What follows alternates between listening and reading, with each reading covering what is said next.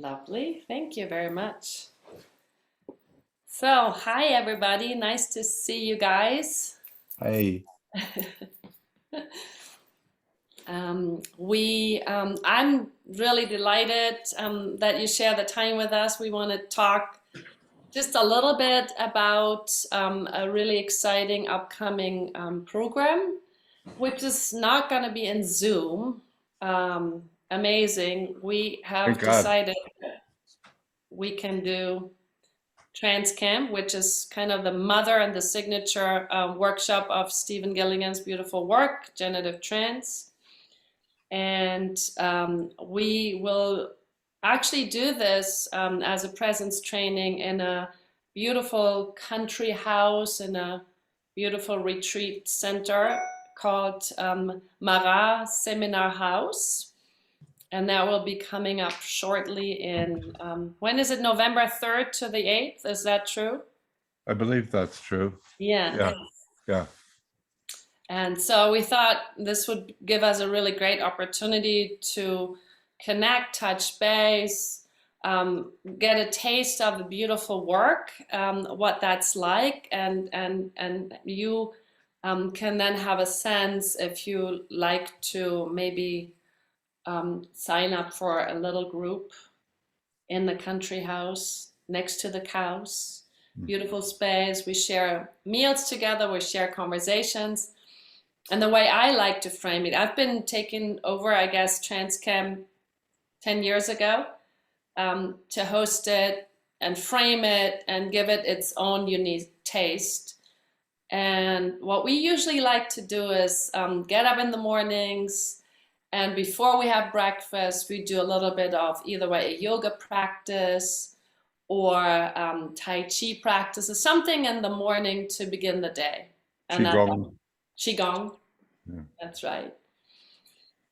And then Stephen offers the beautiful work. It's all going to be in English, so we have no translation unless if you speak German, you would like to feel comfortable with the language. I usually make myself available to be alongside and be like a whisper translator so that you can completely relax and just do what you have come to do in order to make some great intensive work and just relax and not be worried about the language. So there's always a solution to that. But else it's going to be in a beautiful flow in English. And then in the evenings, we also have some additional frames created. Like I will summarize the day with something that I call the somatic movement integration practice, meaning that through the somatic movements, I will take the days, the seeds of the days, and the principles of the work and translate that into a body-oriented integrational piece of practice. And then we like to repeat it over time so that it really becomes a full body experience and not just food for the cognitive mind. And then we usually have also evening activities that will accompany the whole program. So we have evenings where I will teach the beautiful work of Virginia Satir, Mother Family Therapy, to add in some of the family patterns that we learned over time and how they're still connected and active today, and maybe be in the way to become who we really seek to become in the future.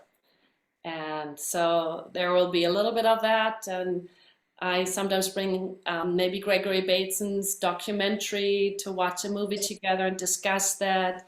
I sometimes have some of the participants co-create maybe a very creative day with journaling and music and dancing and also some drawing. So we have an open creative space. And there are usually some open spaces too for other people to fill in and bring their talents. And then the high point at the end, before we say goodbye, is usually the no talent show. We have a no talent, so if you ever wanted to try something out and you ever wanted to just give it a go, no risk, no fun, we have this beautiful no talent show. And we found actually in the secrecy of no talent a lot of great talents.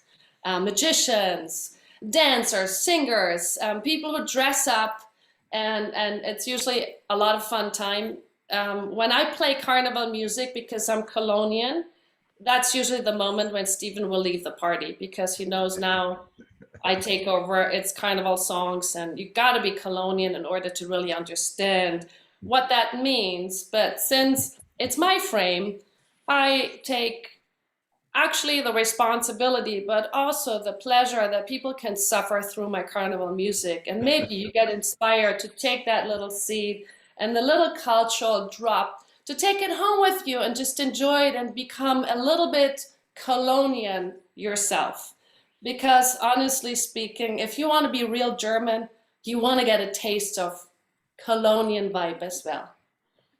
So that's a little bit of the framing overview about what we have happening pretty soon. And now I want to turn it over to dear Steve, because you're the man, you're the lead, and it's about your work. So I'm very excited that you agreed to give us some time to share a little bit about the work. Yeah, thanks, Eva. Yeah, German Trance Camp is really a great experience. It's one of my favorite trainings, if you would call it that, to do, partly because of this beautiful residential country setting. You know, we're pretty much the only people there. Usually we're the only people there. Yeah. It's you know, like maybe 30 people. They have all vegetarian food and big pond with frogs and a wonderful seminar room and a lot of places to walk if you don't mind cow shit smell. But it's a really special place. You know, I think doing a residential always adds a very significant dimension where we're in this container out in nature and we don't see anybody else for that duration. It's also really, I'm really looking forward to it because we have had to postpone it 3 times, Ava? Yes, I think so. Yeah. So, you know, the thing about, you know, you're talking about jokingly about things like the Cologne Carnival, but you know, those are some of the things I think we miss the most from the Black Plague era, you know, where we've had to cancel all that. So this will be my first plane trip in 18 months. So I just got my 3rd Moderna shot, so I'm ready to come. Of all the different work that I do, you know, trance work is probably the dearest to my heart. It's sort of where I feel the deepest roots of my consciousness, and it's been a part of my journey since I was inside my mother's womb, and it's been a long, strange trip. In the last several decades, I really, you know, really think that the main principle of all human consciousness is creativity. That everything that we know, we are actively participating in creating. And that may not seem like it a lot of times. It may seem like it's just stuff out there imposing its will on us, or it's just there's some independent reality out there that's separate from us. But everything, you know, this great convergence in many fields, starting with neuroscience, really shows that we are actively creating the world. And so any of these workshops, any of this work, or any of the major challenges that we face at this time in our globally, I think is really should include at the center of all the explorations. How do we create reality, and how can we transform the way that we're creating reality so that we can move suffering, unnecessary suffering, into something much more positive. And I know with all my heart that's possible. And for most of us who do the work, we believe it's possible. So I think what trance does, it really gives a deep experiential inquiry into the nature of that creative process. And as I will be talking about this morning, just this brief talk, it's not the only game in town. In fact, we really emphasize that creativity is always a conversation between the sort of like dreamer world, the quantum world, which is what trance is tapping into, and then this realist classical world. Some might reduce it to left brain, right brain. I wouldn't strongly disagree with them, but I think there's more than that.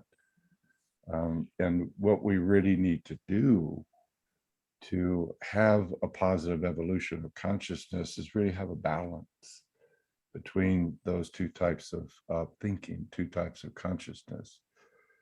Unfortunately, in virtually every place around the planet, there's a growing imbalance in that regard. And there's a more and more severe imbalance toward this verbal brain, analytical brain, chopping up the world and only seeing bits and seeing a lot of the bits fighting each other and opposing each other. That's brought us really to the brink of extinction. I don't think I'm exaggerating. I wish I was. So by really having this practical, positive, affectionate understanding for what trance is tapping into, I think it gives us the opportunity to restore a lot of wholeness to ourselves, to our relationships, to our community, to how we're creating reality at this time. To give you a taste of that, of this quantum world of trance, I want to share a poem with you. I think it's a beautiful poem about trance consciousness, and it was written by a German American poet. Her name was Liesl Müller. Did I pronounce that correctly, Eva? Müller? Müller. Müller. Sorry. Müller. Yes. And she and her family was pretty politically active against Hitler, and they had to escape to the United States, I think in 1939. I think she was 11 years old. So I don't know if she wrote most of her poetry in English or German, but doesn't matter. This is a poem beyond language. And she uses the metaphor of the beautiful Monet paintings, those water lily paintings that I'm sure many of you have seen in the Orangerie Museum in Paris, where they're maybe 5 meters wide. And how many of you have seen that little museum there with those paintings? To me, they're some of the most stunning pieces of art that I've ever seen.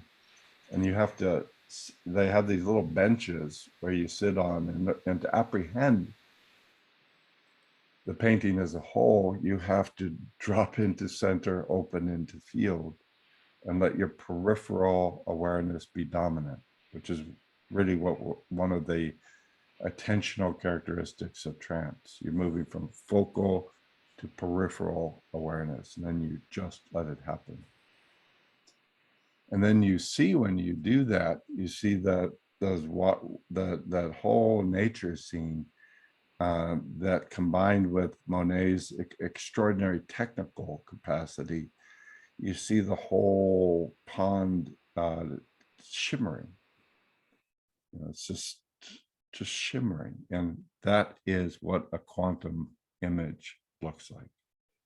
I did my doctoral work at Stanford in psychology. One of my major mentors was Carl Pribram, who is the neuroscientist, who developed all these ideas about the brain being holographically organized.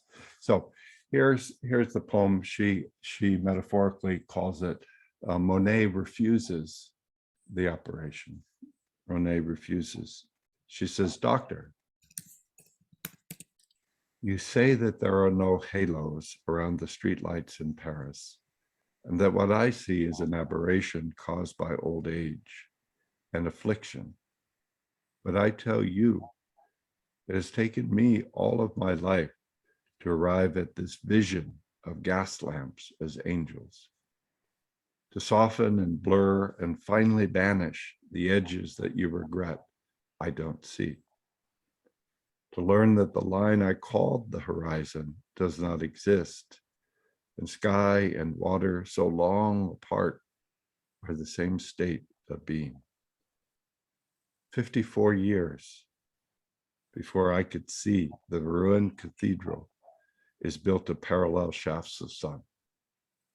And now you want to restore my youthful errors, fixed notions of top and bottom, and the illusion of three-dimensional space. What can I say to convince you that the Houses of Parliament dissolve night after night to become the fluid dream of the Thames? I will not return to a universe of objects that don't know each other, as if islands were not the lost children of one great continent. The world is flux, and light becomes what it touches. Light becomes water. Light becomes lilies on water, above and below water. Light becomes lilac and mauve and yellow and white and cerulean lamps, small fists passing sunlight so quickly to one another that it would take long streaming hair inside of my brush to catch it, to paint the speed of light.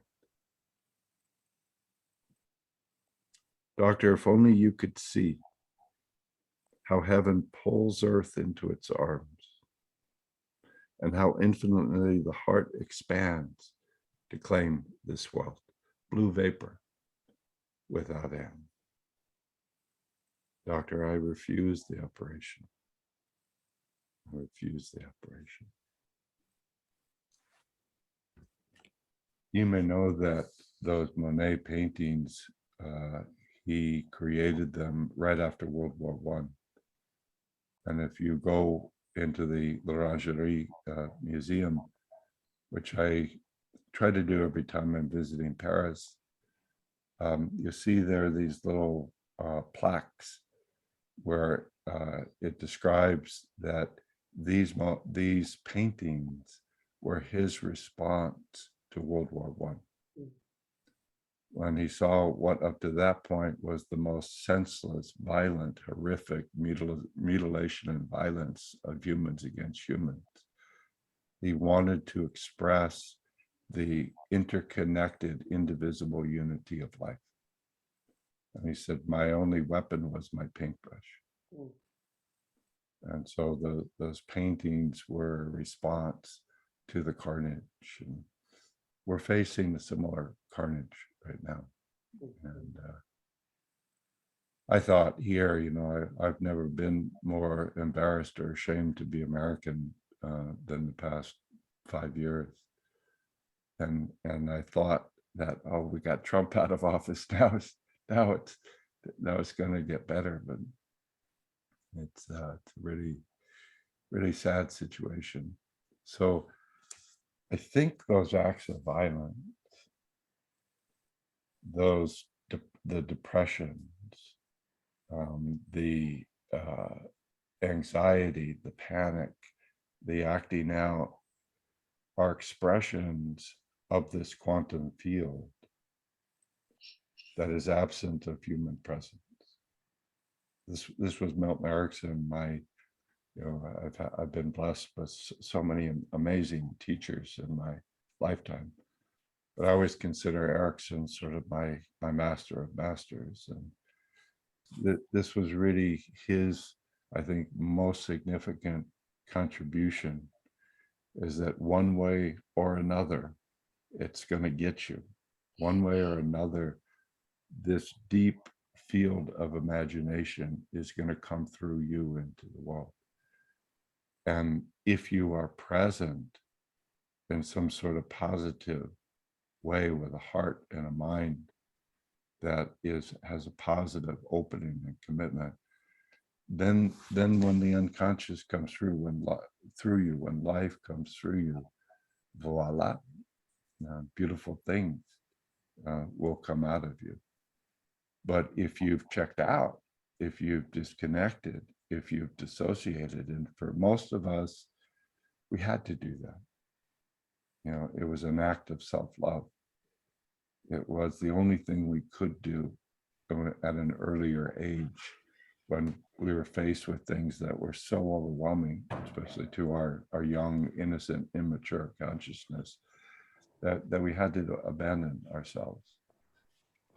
Great short-term strategy, horrible long-term strategy. So what we're looking to do,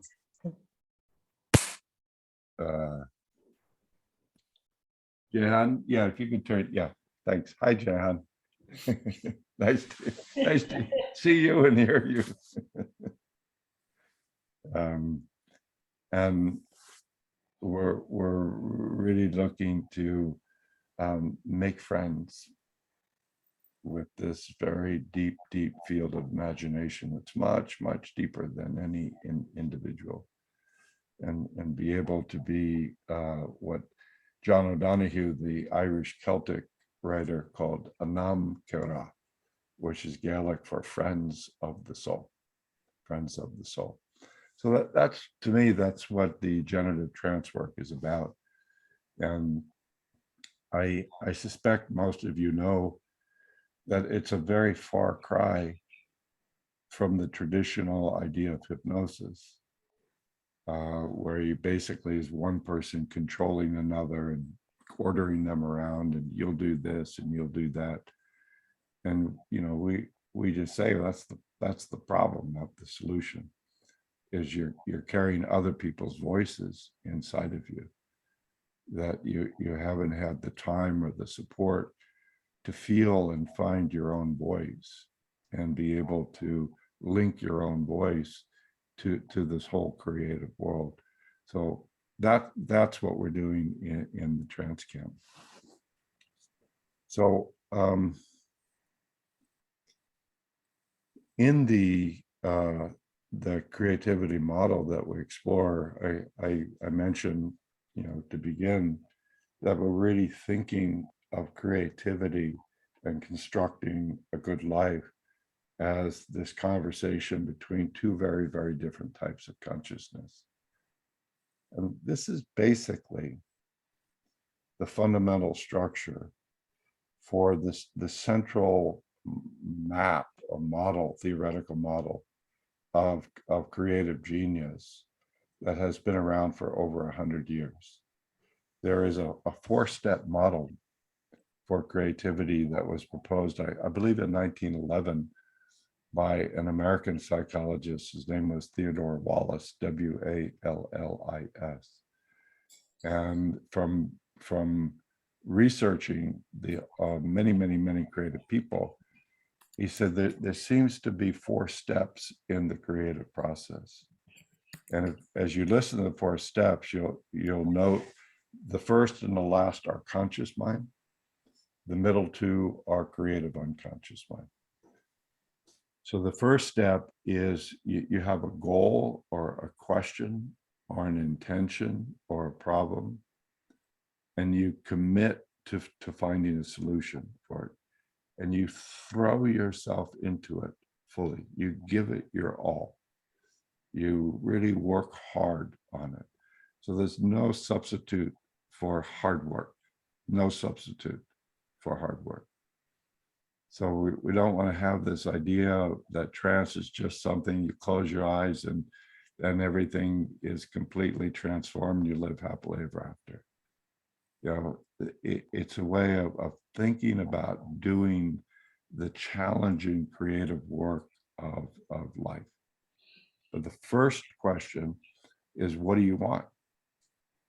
What's your intention? What's your goal? What's the question? And then, as I say, you have to be not only motivated, but you have to really give it your best effort. The 4-step model says that at some point in a significant creative challenge, you hit the wall. You come to an impasse. You have, I don't know what the hell the answer is. All I know is I'm spinning my wheels, or I'm just repeating the same old stuff and nothing's moving. So you know that, by the way, you know, Milton Erickson's favorite phrase for himself, for his students, for his patients was, I don't know. You know, he just, when somebody said, I don't know, Dr. Erickson, he gets so happy.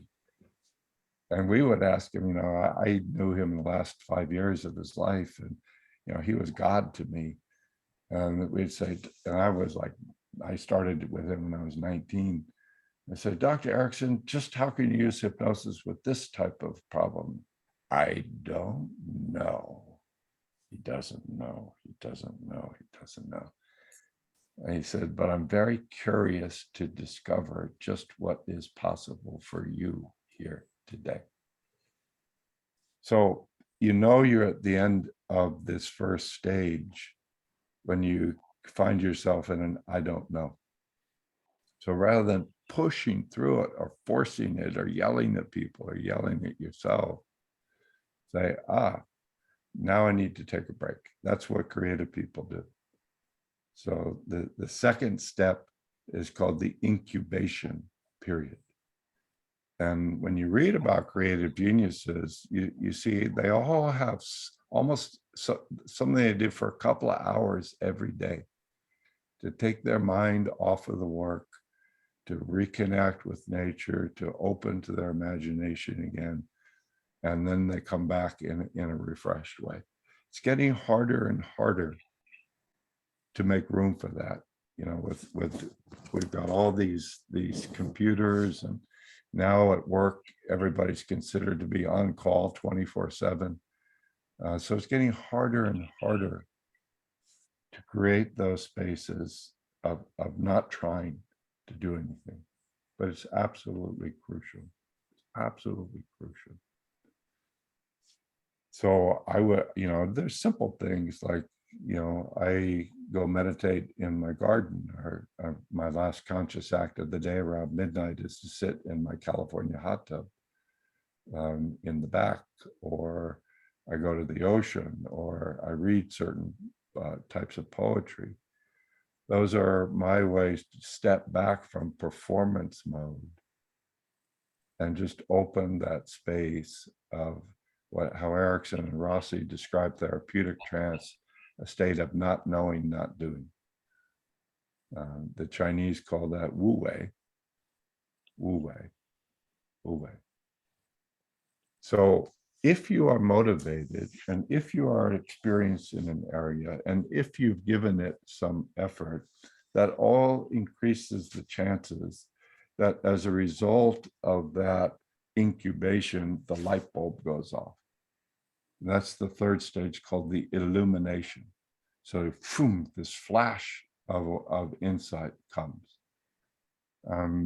You know, probably all of us wish it'd be a little bit more common than it is, but it's one of the most beautiful feelings you'll ever have, right? When you get that flash. And for me, my hot tub is probably the what they call the modal frequency, in terms of the places when I'm home that I get the deepest sort of illuminatory flashes. It's in the hot tub, because it's at midnight. I've been working hard all day. Often I go there, but something about sitting in the hot tub outside, just sort of opening to the sky. And then these things that I've been holding, especially with writing, it just sort of comes like this beautiful liquid flow. And it's not only, accurate. I mean, it's probably the most helpful ideas I'll ever have, but it's beautiful. It's aesthetically so beautiful. So that's the third stage, but you're not done yet. That's what we do in the trance is a beginning, not an end. Yeah. Now you got to go out and work out all the details. Now you got to make it happen and practically in the world. So if you hear, as I said, in those 4 steps, the first and the fourth are conscious effort. You know, what do I want? How do I summon all my resources? How do I make a commitment? How do I give it an effort? And then once I have an idea, how do I work hard to get, we say in American English, put all my ducks in a row, to get everything all lined up, you know, so the potential can be translated into an actuality. But to have that happen, you need those middle steps, and that's what generative trance is helping you to do. You know, and also say that generative trance gives you a place to surrender. And that's an absolutely essential condition for enjoying life. You know, for feeling hope, for feeling possibility, for being in love with the world. You have to be able to totally surrender your mind periodically. And so trance is a ritual, a tradition that allows you to make friends with surrender, to make friends with realizing if I totally let go, I will find something beautiful.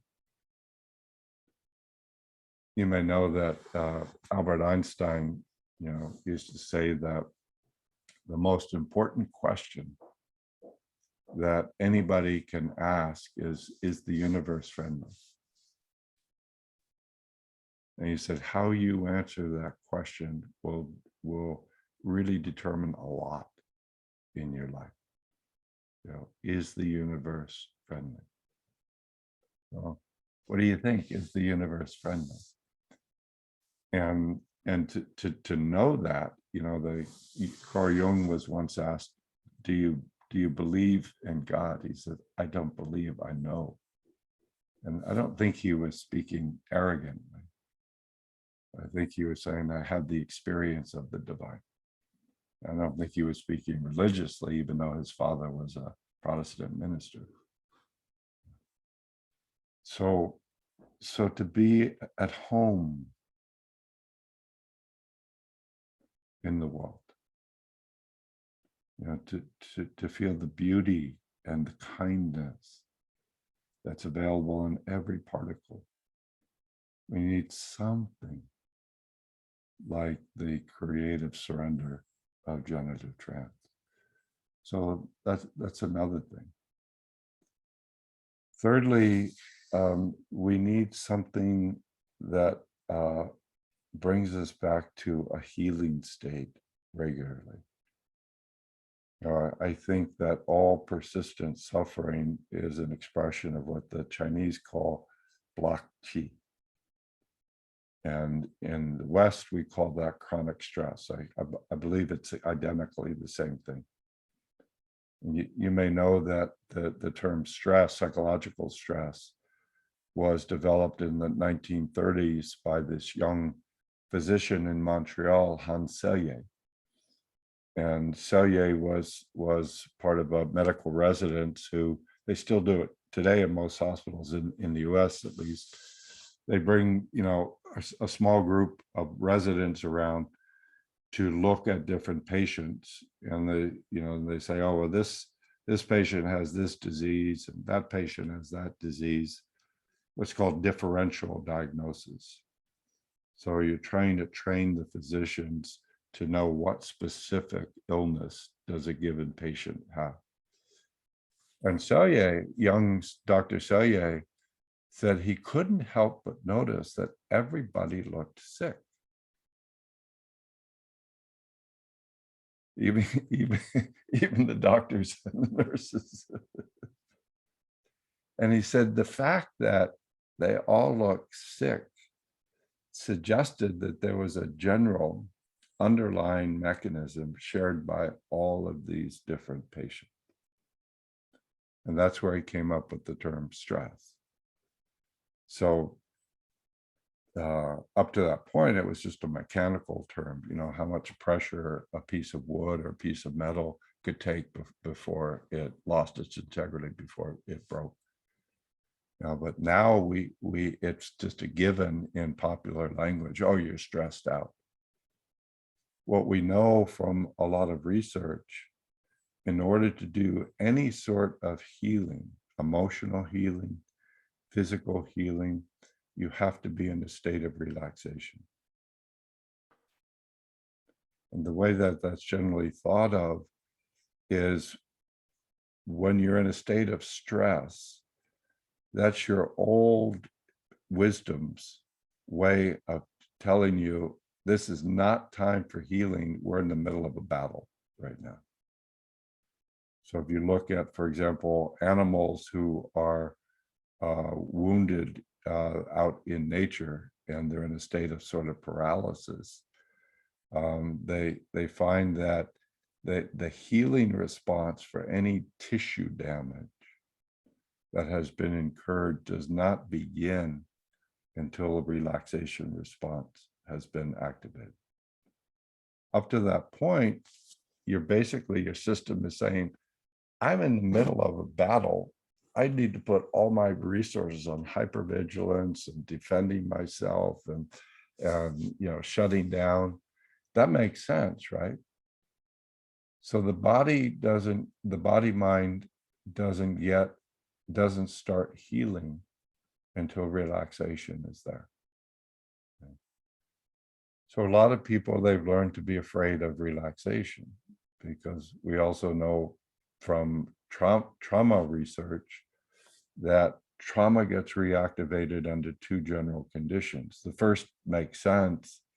Something is present, something in the present overlaps with something in the trauma.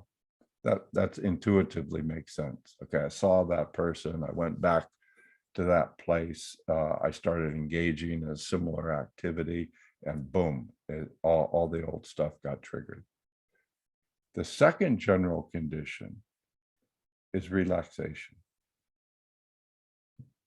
The mere presence of relaxation reactivates trauma for a lot of people, because it's their system's way of saying, okay, we're out of danger, let's get whole again.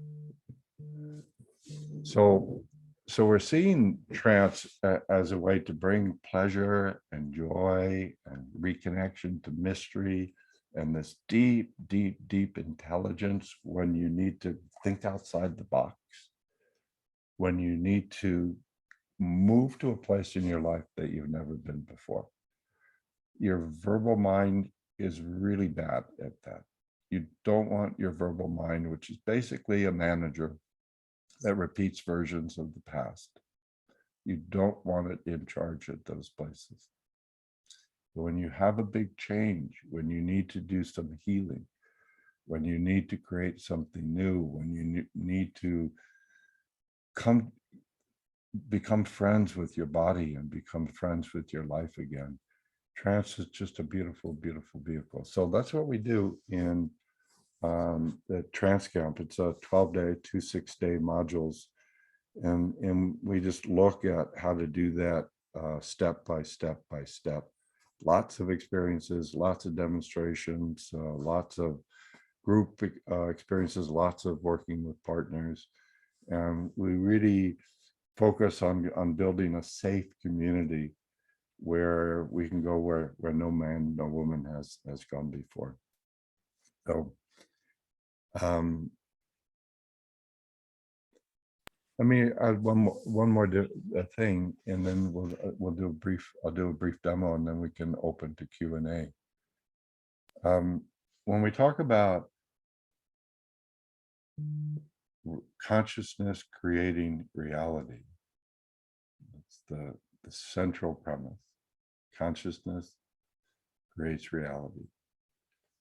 We do it especially through our representational maps, through our filters, through the way that we are organizing our consciousness. This basically is the study of psychology. Psychology is looking at different states, different filters, and how that might significantly affect your experience, your behavior, your health, so forth and so on. So we're seeing that with human beings, the boon and bane, the good news and the bad, is we have total freedom in terms of our representational maps. You know, so what does intimacy look like? So we went around and each person shared their images of intimacy. We'd find, wow, there's however many people here, say 20 people, we've got 20 different maps of intimacy.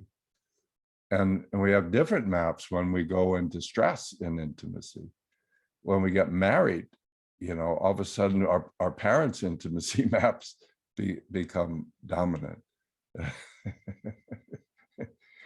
Angela's giving subtle minimal cues. Oh my God. What does your body look like? What is the meaning of your body? What is the meaning of your sexuality?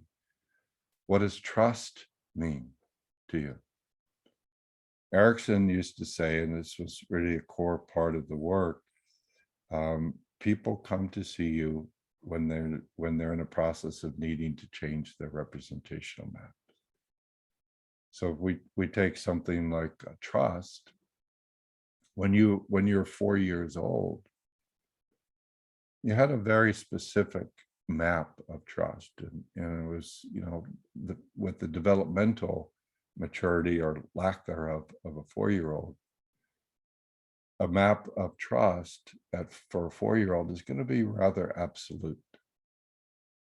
The trust means my mommy and daddy will always be right and they'll always be there. But for a 4-year-old, that's cute. If you are carrying that same maps as a 40-year-old in terms of your intimacy partner, good luck. Yeah. So we see that our reality is being created by our representational maps, our somatic maps, our cognitive, intellectual maps, our maps of our relationship communities. Those are sort of the three, what we call somatic, cognitive, and field.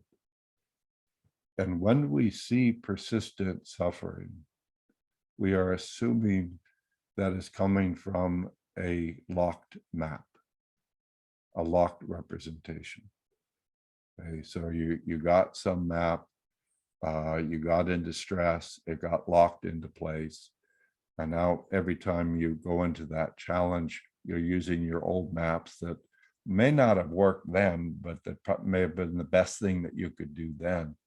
But now it's really, really causing you a lot of problems because you keep producing the same undesirable state. And we say that is a reflection of a fixed map. Fixed maps are held into place by tension.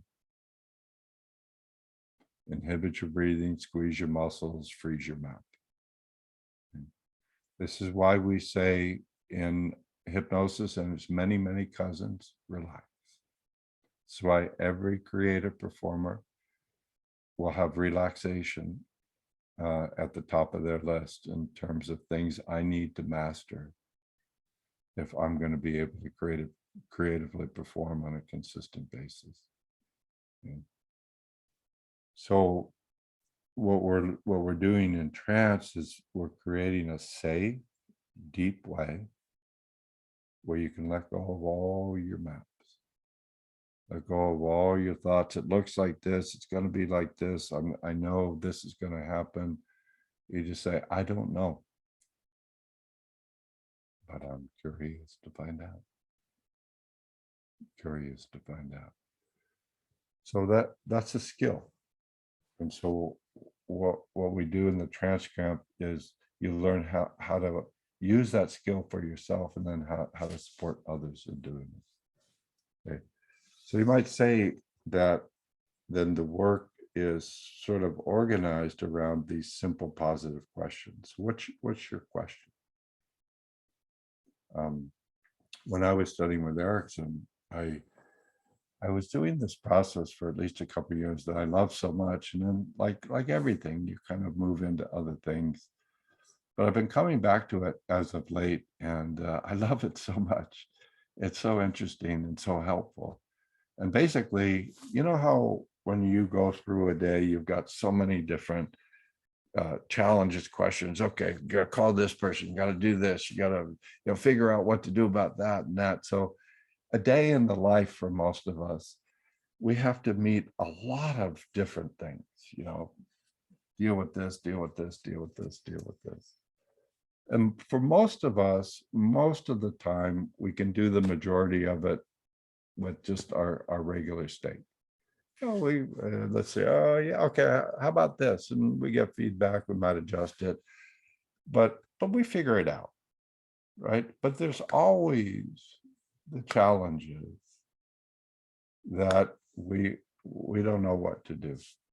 So what I've sort of resurrected is this really simple, beautiful process of when you hit that place of, oh, what should I do about that? And for me, it's often about a particular idea about the work or something, or a relationship challenge that I'm having. Say, okay, I've tried it. I've given it my best shot consciously, haven't made much progress. Let's do this with the trance technique. So go into this sort of mind-body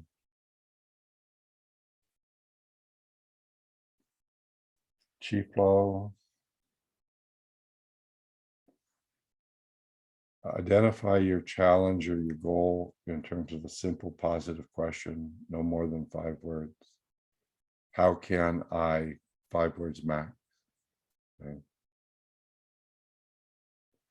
And then imagine it like a seed. I always feel it like a golden, vibrating, sparkling seed. And lift it over the top of your head. And then kerplunk. And just feel your whole system like a pebble moving through a viscous pond.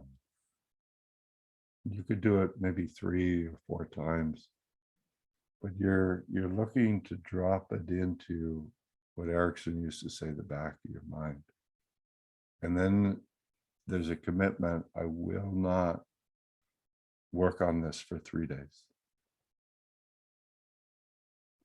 So it's like planting the seed. You don't want to be digging up the dirt every 5 minutes. Are you growing yet? Are you growing yet? So you plant the seed, you turn it over to your other intelligence, and you make a commitment 3 days. What's very interesting and pleasurable, I sort of smile at multiple times. I feel it coming like from somewhere. Oh, you better solve this problem. You better, and I start thinking again, okay, what do I do? And then somebody says, you promised. So I said, all right. Like take a breath.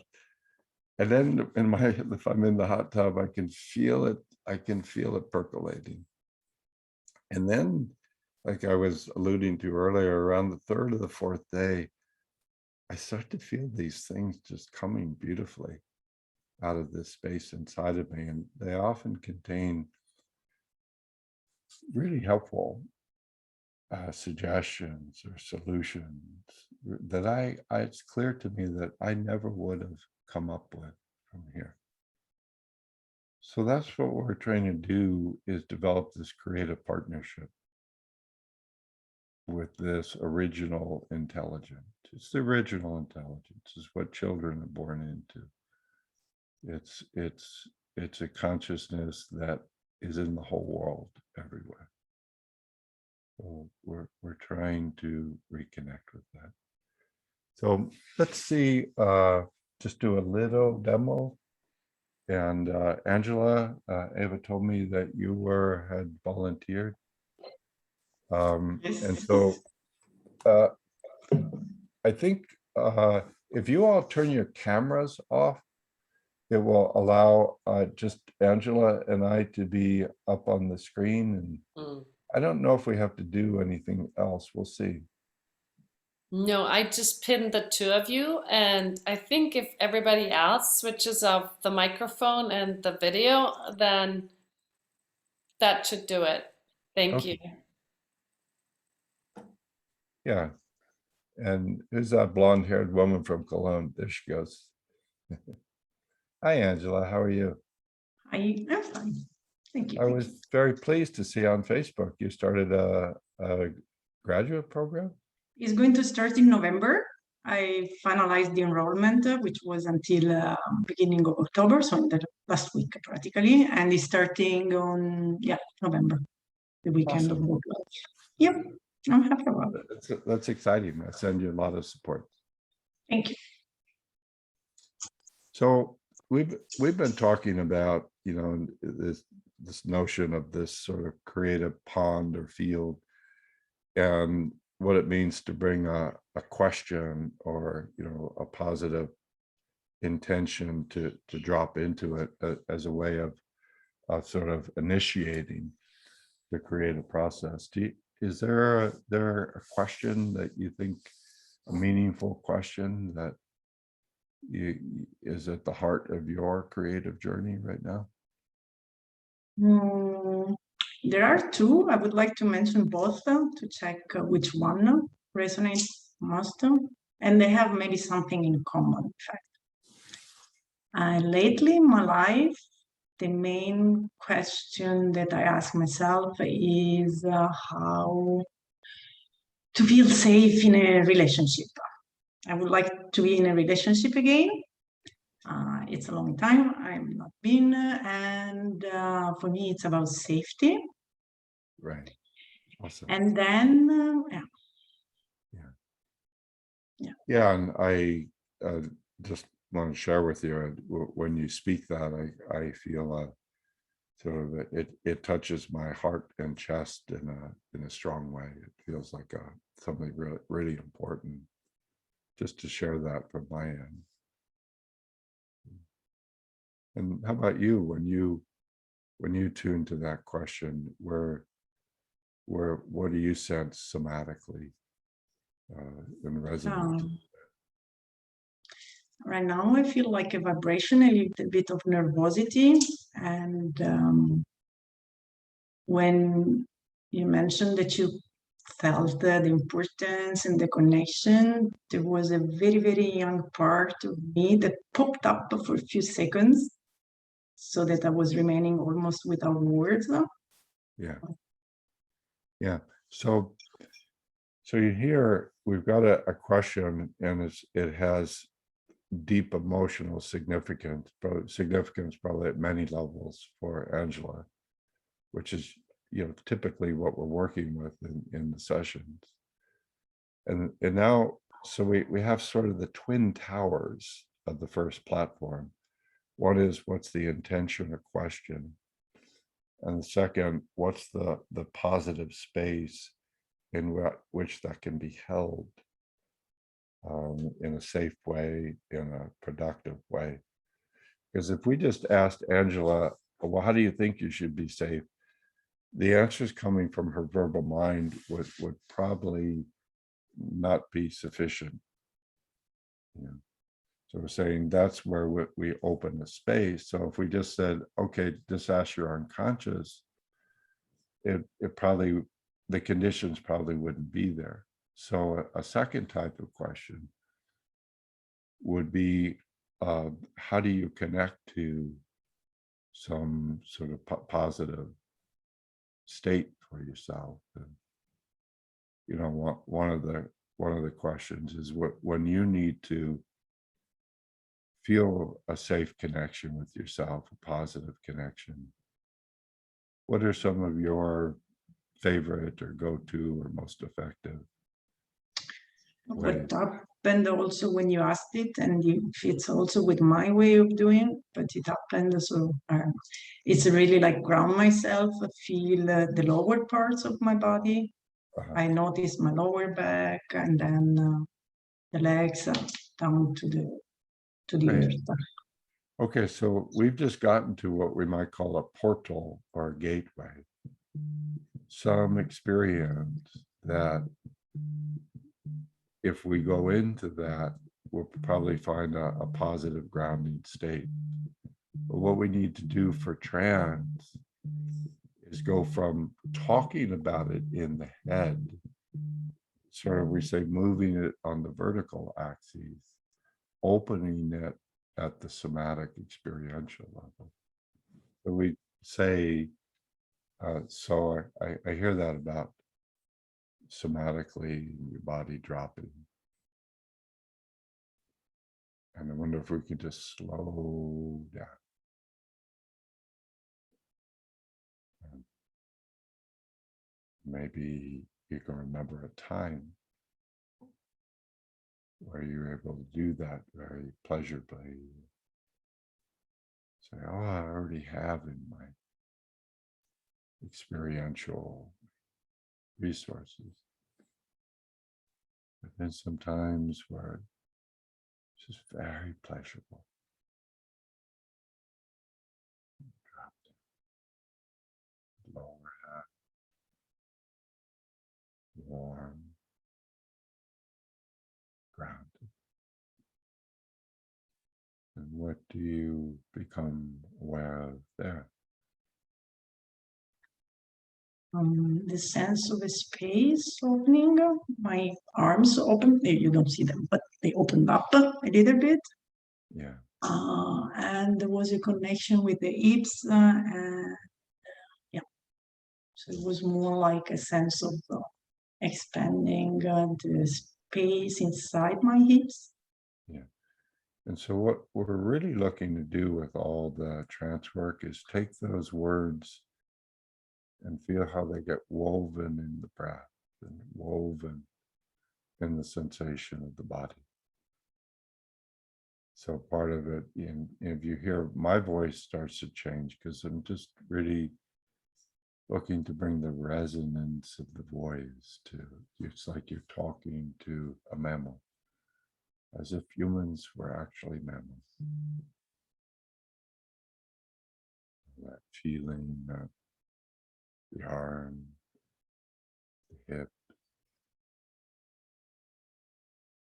the leg.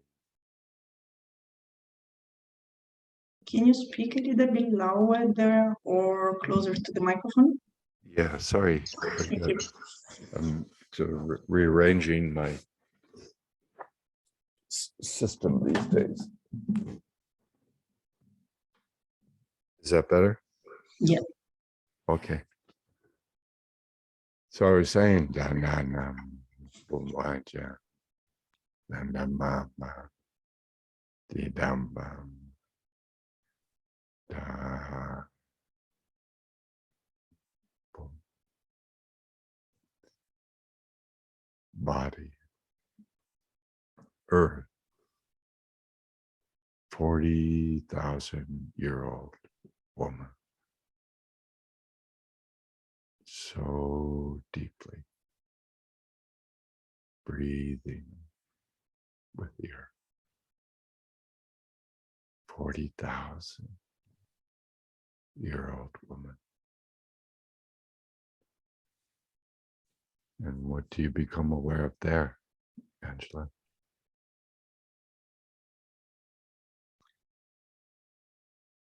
Everything became quiet. I Quiet. noticed that my body is moving like the sound of voice, and if I Yeah. Awesome.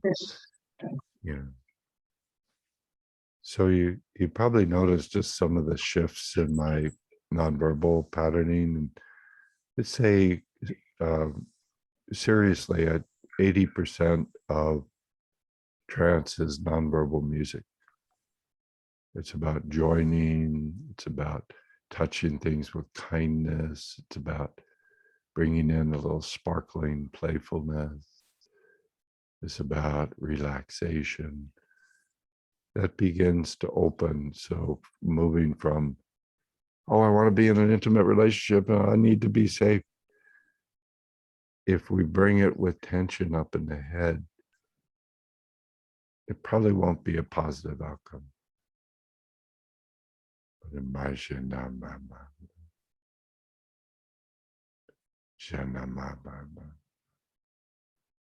and we begin to drop it down.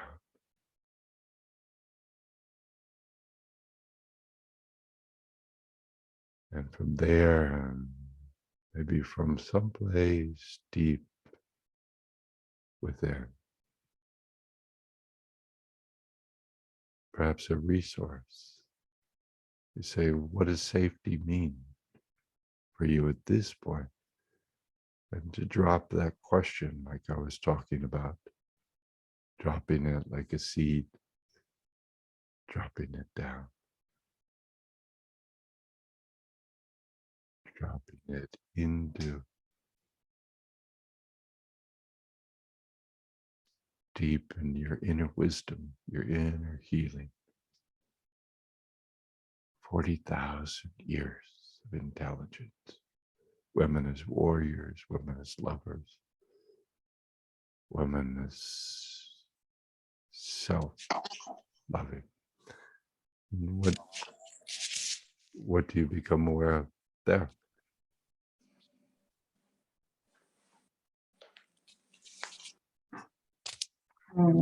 That I don't feel like to speak, Yeah. and that it goes kind of deeper. And yeah.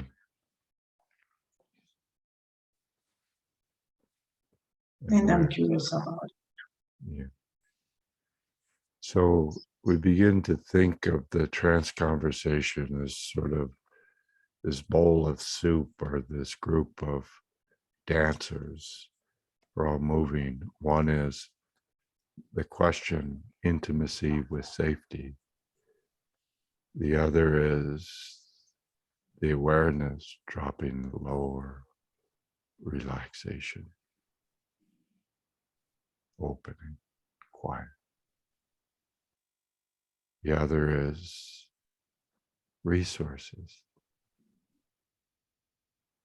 times, people that come out of the deep space and to feel that trance is never just focusing on one thing, but feeling this beautiful interactional dance. The question, the past, the future, resources that you never met before.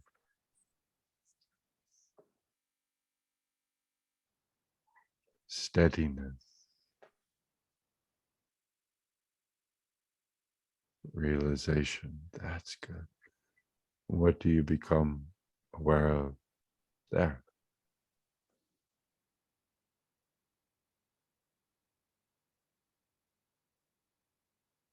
Kind of joy. The joy. And when you say like resources not expected or something, somehow I felt the opening. Yeah. To what or whom? Or...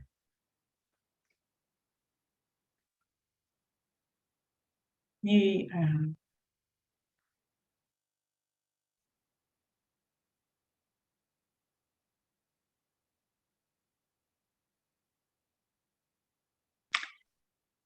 the words that came to coming out into the world. Yeah. Something about coming out into the world, and something about joy, something about resources, and a whole new way of understanding safety, self-protection, whole new way.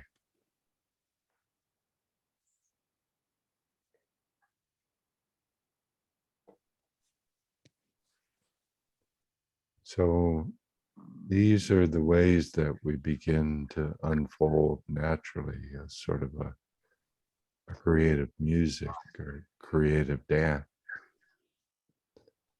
of what it means to assemble a self that can support, can guide, can bring the safety and the protection, the joy of an authentic, intimate relationship.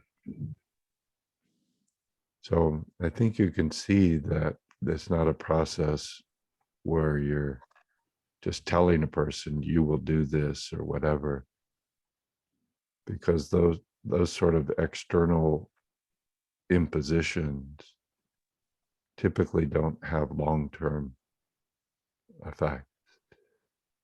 But anything that Angela does where she feels it's coming from inside of her, that can be helpful on so many levels. It's like, wow, look what happened when I asked myself to help me out on this. That is so cool. So cool. So we're going to have to bring this to a close for now, Angela, but just point out that, you know, one of the things Milton Erickson used to say at the end of trance is just take note of one or two simple things that you thought, that's really helpful. I'd really like to build on that, remember that. And Erickson used to say, memorize that feeling. Memorize that feeling. So you remember when you do go back into stress, because you will, we all will, you know, about, oh my God, I'm opening to intimacy, oh shit.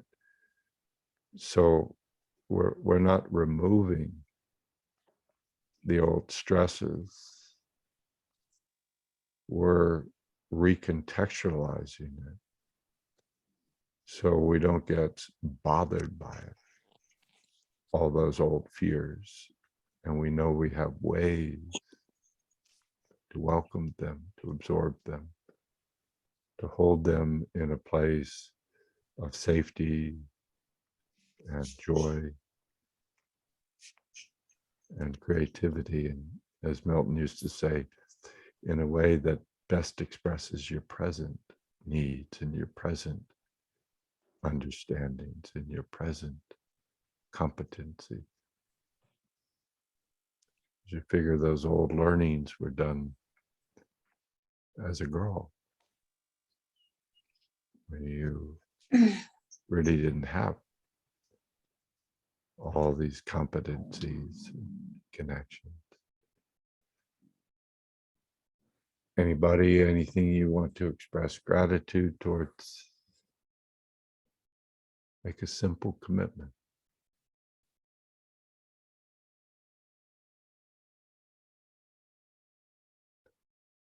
Recognize it's a process of learning how to listen to your own organism, your own body, your own way.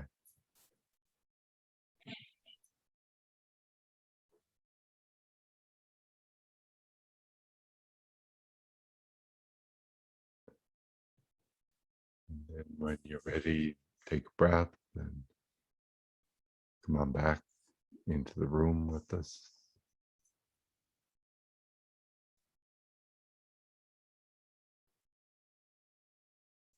Feels like some sweet work you're doing. I just feel the sweetness toward that very vulnerable little girl inside you. I'm happy for you.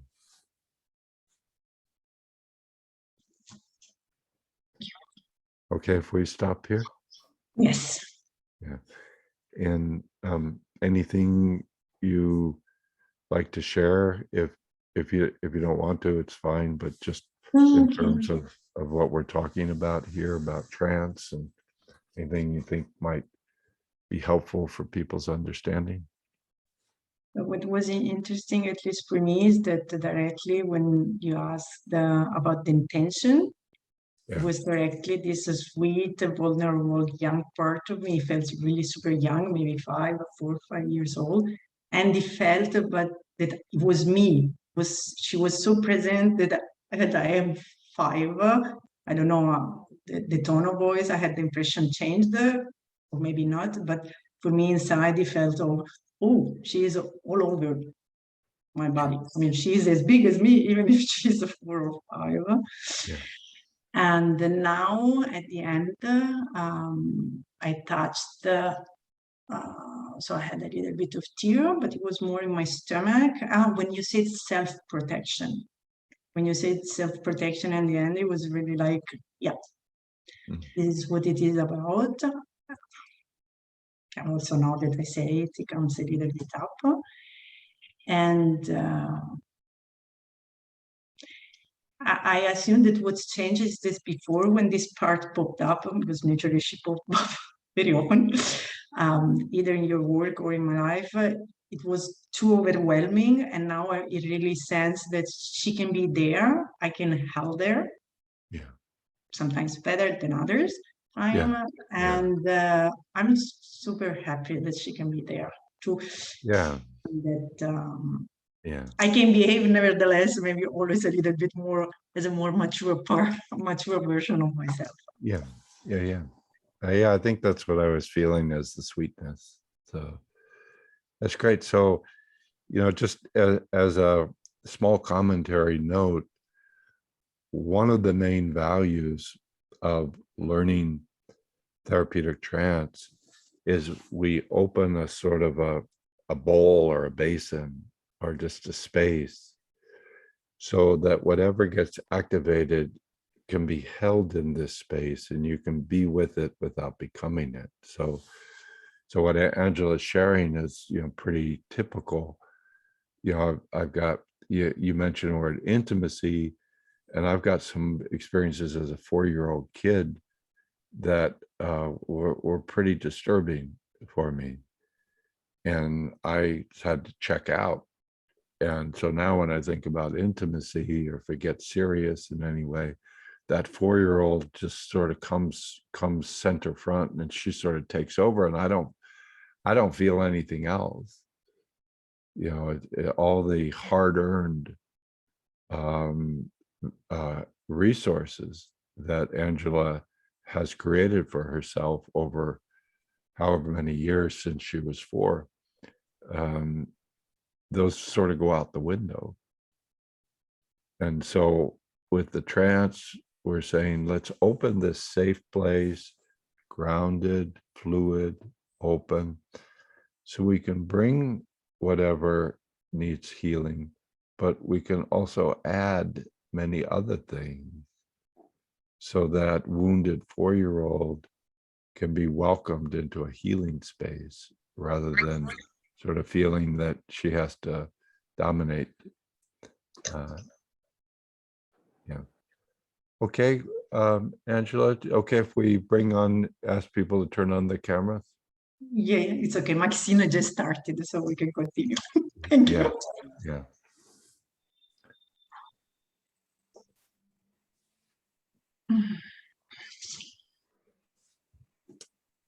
Okay. So if anybody has any questions or anything you'd like to share with Angela, now we have time. And Ava, if you want to pipe into the conversation, you're welcome as well. Well, first, I just want to say thank you to Angela for being willing to participate in the demo and allowing us to share something really essential with us. Yeah. I felt really touched and with being able to have the gift of witnessing part of the process. So thanks for that. And same to you, Steve. Thank you for allowing us to participate in the work and be a bear witness to that. I think it's always a true honor and a true gift to be a witness when people do authentic work. I think, yeah, it's a gift. I agree. Yeah. Okay. Anybody else have any questions or any comments? Should we don't have that many people. Should we just ask somebody to turn on the mic and speak or? Mm-hmm. Yes. Okay, y'all. So anybody wants to speak, turn on your mic and grab the floor.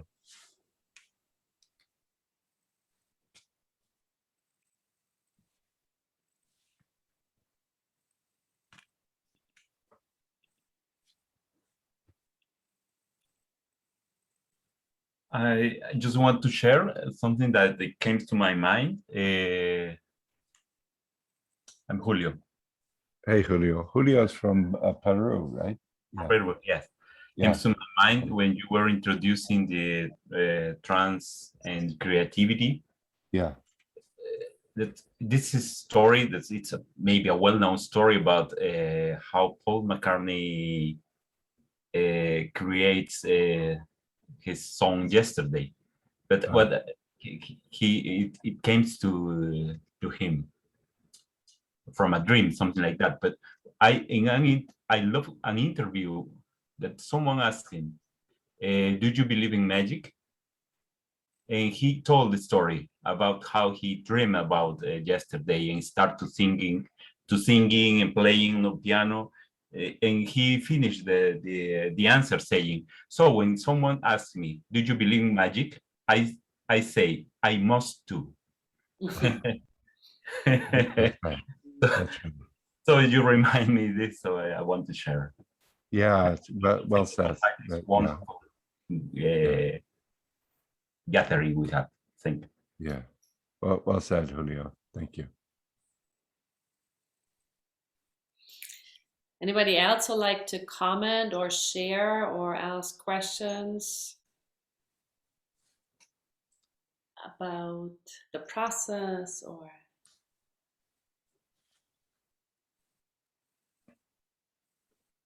Thank you very much, Stephen. Who's speaking? Jehan? Jehan? Oh, hi, Jehan. So you can introduce yourself.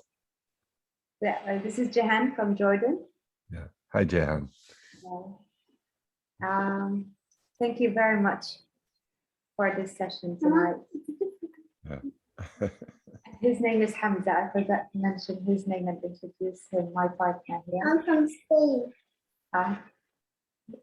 He's from Spain. He was born from Spain, so he says, I'm from Spain. Hamza? Hamza. Hey, Hamza, how are you? Nice to see you. Your English is so good. I know everything. Yeah, better than Eva's. It's amazing how kids have this confidence, and when he is confident, he would say, I know. And, yeah, I hear you. Yeah. Yeah. But when you started and you were talking about the importance of having some time for relaxation, although it's been exciting times recently for me, like good times, yet I realized when you were talking that even through good times, these can also be somewhat stressful without us noticing that they can be. Yeah. And how much we really need to take some breakout time, even when it is actively happy, to also take some time to just relax and be still and savor it and allow our neurology to process everything that is happening and going on. It's not just negative stressful times, but also even in positive stressful times. These can also be stressful without us noticing. Yeah. I felt like when you mentioned it, I felt like, oh yeah, I missed that. Yes. Yeah. Thank you. Yeah, and one of the things that one of the main things I do, I've come to learn that's really important. People come in for work and they're carrying a lot of long-term sort of symptoms, like, oh, I crash into anxiety or depression, or I got these negative habits, or I get in these yelling matches with my partner. Is to really use those as just red flag signs that your unconscious is telling you that you need time for yourself. And I think the positive experiences, the negative experiences are just as important as learnings as the positive experiences. And, partly we get so guilty and so upset with ourselves for our negative states, that we just try to punish ourselves.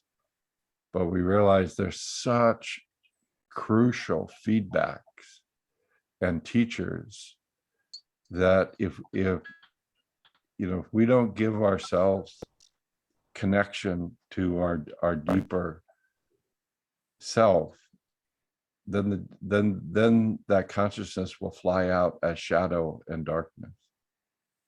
And then we realize I end up hurting and harming everything and everybody that I love and care about by not caring for myself, by not having a first commitment to self-care. Yeah.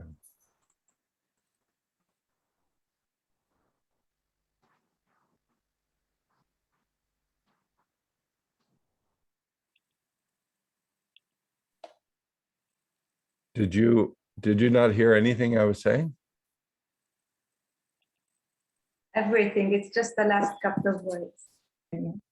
Oh, I don't know. There's my dog Marley was sort of walking around, so I have to be careful because I have all these wires here with cameras and camera lights and multiple computers. So sometimes Marley pulls a wire when she's walking through. Okay, anybody else? We got maybe 5 minutes to go. Danielle, was there something you wanted to share? I saw your microphone opening. I don't even see Danielle. I saw him earlier. But... Here, I saw him coming up. Okay. No? I have a general question. Yes. Pretty often where I work, people are coming when they're really they're just in a kind of a crisis, right? Then, like I work in a kind of a school and they were sent to me. How do if I say, okay, well, first I have to get in touch with that, but how do I get the way to the resources? Pretty often they don't see their resources. Yes, that's right. The first connection is to yourself. Uh-huh. And this is the most important one and the most overlooked one. We think, oh, it's my job to help you. And we really have to appreciate if we're in a stress state, when we're trying to help others, we're not going to be able to help them. We're throwing like gasoline on the fire, so to speak. Furthermore, we have to appreciate that whenever I see my client go into stress, I just have to assume that my mirror neurons are picking that up for my system. Mhm. You know, we make our living off of mirror neurons, right? That's how most of us become therapists, because we can feel other people suffering, right? Right? Right. So when somebody says, oh, my client starts to crash, or, you know, do this, or they can't find resources, what do I do?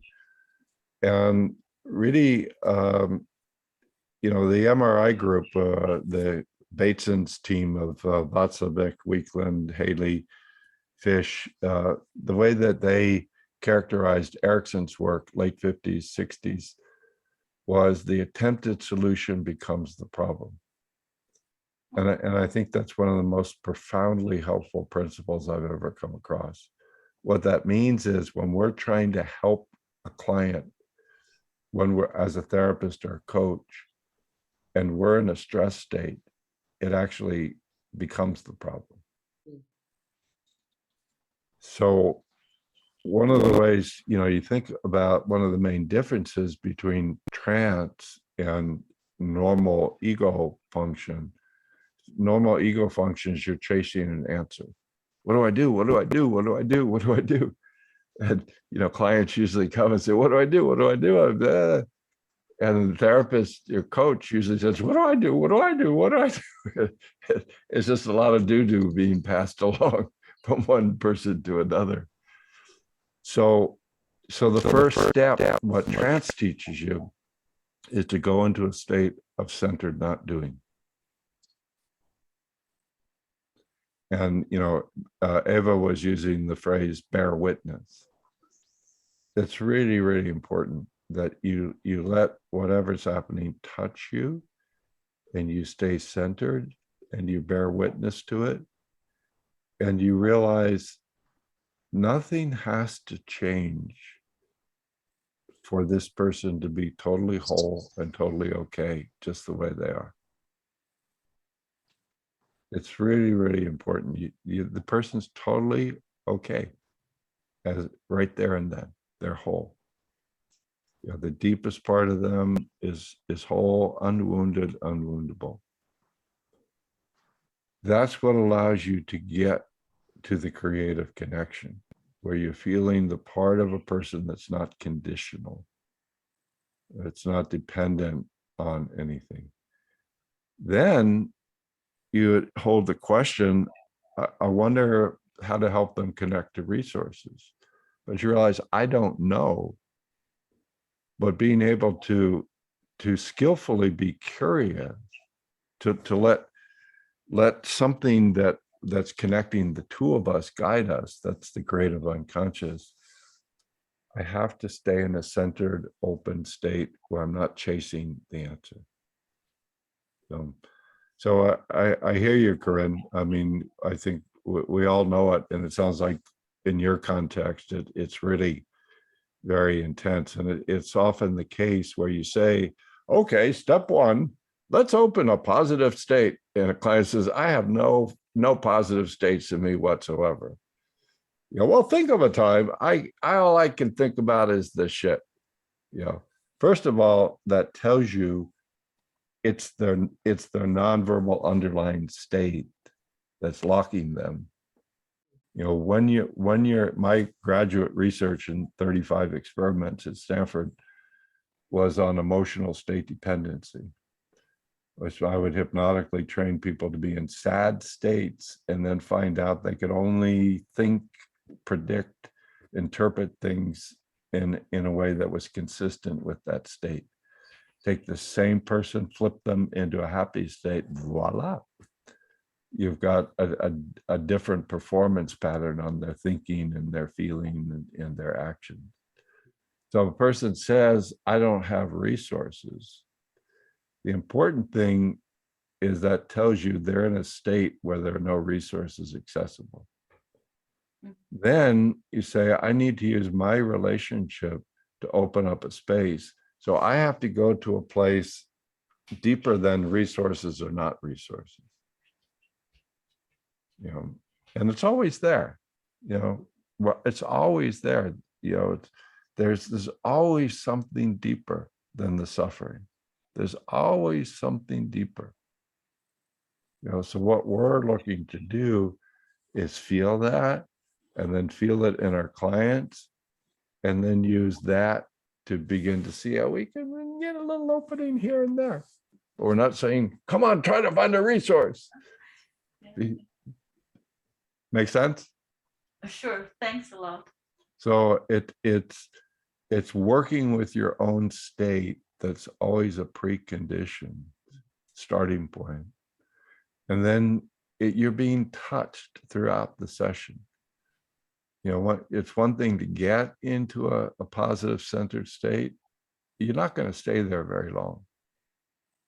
So it's your commitment to being humanly present and being able to be touched by all the suffering of life, but to have ways to just bring it into your sanctuary.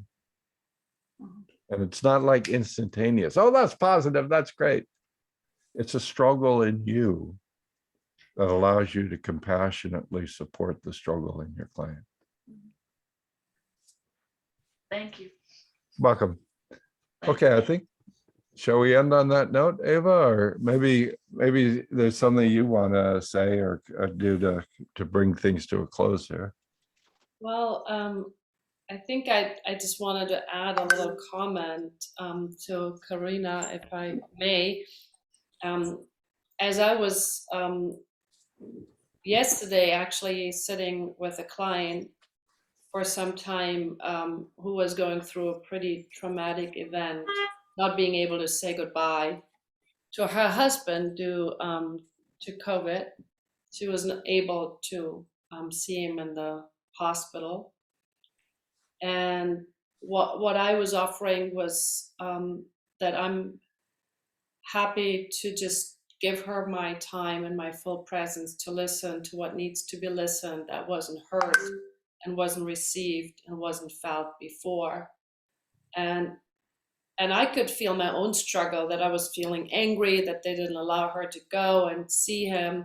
There was a whole story to that. And for me, it was very important to allow my own emotional sentiments to go and really be fully available. And what happened then was that we could create a letter and different rituals to complete what wasn't been completed, and create a list of music that was bringing in the I guess in her very frozen state, rhythmic, a smile, some lightness, and different resources back.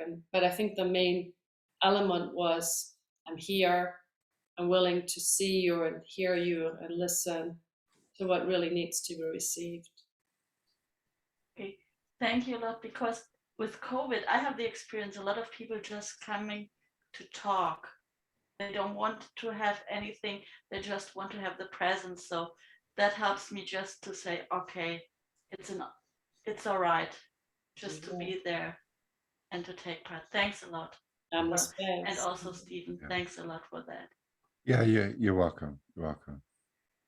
Hey, I see Ava, I see Xiaobing here. Yes. How you doing, Xiaobing? Hello, Steve. Yeah, Hey, how are you? I'm fine. So great to see and hear you again. Yeah. Nice to see you. It's Yeah. been a couple of years. Huh? Yeah. But when I hear your voice, I fall into trance immediately. Yeah. You're still working in Cologne and doing the constellation and Right. I'm going to have breakfast with Ifa tomorrow morning. I'm so happy. Super. Yeah. Super. Okay, nice to see you. I just wanted to say hi. Hi. So hopefully it gives you a little flavor. And again, I just want to say German Trance Camp is really one of the great experiences. You know, we have a small group, maybe even smaller this time, but they can only handle about 30 or 35, yes. Yeah. And it's just such a lovely property, and we were in this really nice place, just as in a cocoon there. So I'm looking forward to it. So coming over to London next week, and then to Barcelona, and then to Germany. So first trip in 18 months. It's time. It is. I'm very grateful that you can now make the trip to continue TransCamp. Yeah. Just want to say thank you for your time, for Yeah. gifting us with your presence and time right now. Thank you for everybody who was interested, and maybe you got a little bit of an idea and overview of what we're going to do and what the work will be like. And I think I since I said I'm adding to the frame a little bit of the flavor of Virginia Satir's work in my version too. I like to end with a beautiful poem that she wrote, which is about making contact. And that is the greatest gift that I can give to another person, is to see them, to hear them, to feel them, and to touch them, and to understand them. The greatest gift that I can receive in return is to be seen, to be heard, to be felt, to be touched, and to be understood. And if we have exchanged that, we have truly made contact. So this is an opportunity to make contact. Well said. Well said. And I'm so happy that Eva is one of the main people looking to bring Virginia Satir's work to update it into the present times. And so it's great, she's got this deep connection to this work and to Robert Diltz's work and generative coaching, but she's really been creating her own very unique, very helpful, important work with the Satir stuff. So yeah, so you'll get lots of Eva too. And okay, y'all, nice to touch base with you. And Thank you. God bless. However you understand the divine, may you be blessed. Thanks, Stephen. Thank you, Thank you, Angela. Steve. Thank you, Eva. Thank you both. Steve. Thank you, Eva. Thank Thank you, you all. everybody. Thank you, guys. Thank you all. Bless you all. Love you all. Love you too.